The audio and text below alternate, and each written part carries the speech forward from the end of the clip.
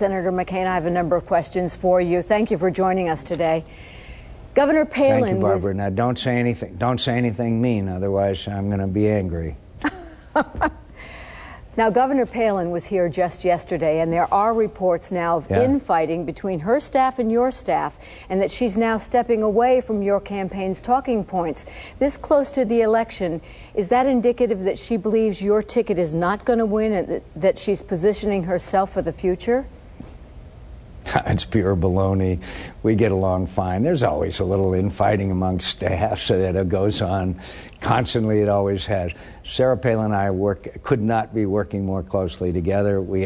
I have the greatest respect and affection for her and her family, and vice versa.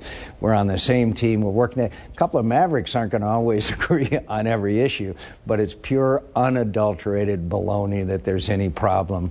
And you'll always get, quote, unnamed staffers who will say things that reporters want to hear from time to time. We're getting along great. I'm so happy at the enthusiasm that she's getting from the crowds. It's marvelous.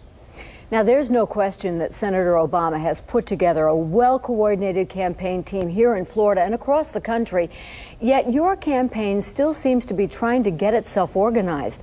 The presidency is the top executive job in the land.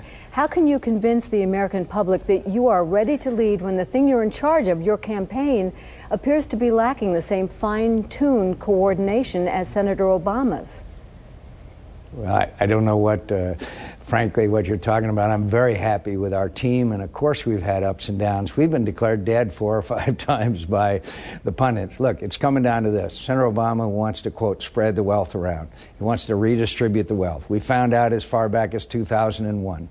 We want to. Senator Biden, his running mate, says that because of his youth and inexperience, there's going to be an international crisis in which he'll be tested. Look, I'm going to create millions of jobs in America. He's going to raise taxes and redistribute the wealth. I've been tested. He obviously has not. That's what this campaign is going to come down to. Plus, we don't want the lethal combination. Let me say it. We don't want the combination of that would harm our economy of Obama, Reid, and Pelosi. That would be very bad for America's economy.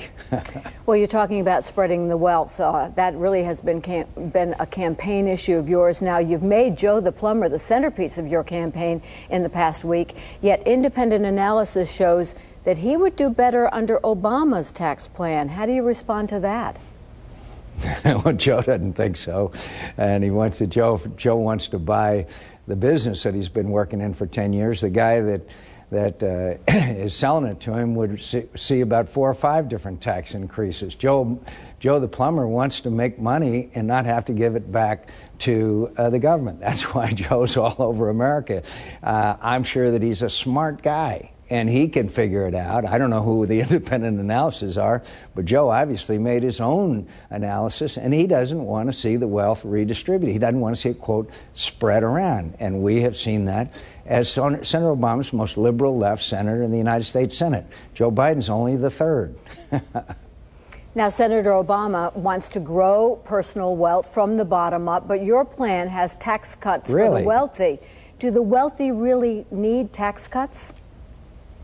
I want to keep the taxes permanent. I don't want to cut the taxes on the wealthy. I want to leave them where they are. Senator Obama says that he wants to, but the fact is that Senator Obama's tax cuts would affect 50% of small business income in America. That's a fact. And 16 million jobs are dependent on it. Senator Obama's plans would cut jobs. And a fundamental principle we haven't seen, frankly, since George McGovern is to take money from one group of Americans and give it to another.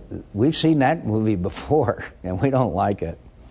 Now, just today, Barney Frank has proposed a 25% reduction in defense spending. What do you think about that? I think it's a sneak preview. He says that he's going to find a lot of very rich people out there to tax. You're probably one of them. And that we're going to have to increase spending dramatically. How do you pay for that? And then cut defense when we're in 2 wars and we've got our military is too small to handle the job right now, and we've got to increase the size of our military. He wants to cut defense spending? Well, that's a sneak preview, my friends, and that's what you're going to be deciding a week from tomorrow. Let's get back to that radio interview that Senator Obama did several years ago in Chicago when he debated not whether or not it was right to spread the wealth, but what was the best way to achieve that legislatively or through the judicial system. What does this tell you about how long he's been thinking about this? Well, it tells me that he was wrong then about the redistribution of the wealth, taking from one group to another, but it also shows you about who he would pick for the Supreme Court. He opposed Justice Roberts and Alito. He said that they were, quote, too conservative. I appoint judges, I will nominate judges who strictly interpret the Constitution of the United States. It's very clear what Senator Obama's effort is. It's going to be through judicial appointees as well as tax and spend policies. That's, I think, going to be at least certainly not in the keeping with the philosophy that I believe is the best to create millions of jobs and get the country's economy moving again, including keeping people in their homes. Small item, real quick, Barbara. I want to take those home mortgages now, have the government buy them, give them back to the people at mortgage payments that they can afford and keep them in their homes. Senator Obama opposes that, too. So there's stark differences, and we're coming on, and Florida is going to be a battleground state. Senator McCain, thank you very much for joining us today. Thank you very much, Barbara. It's great to be with you.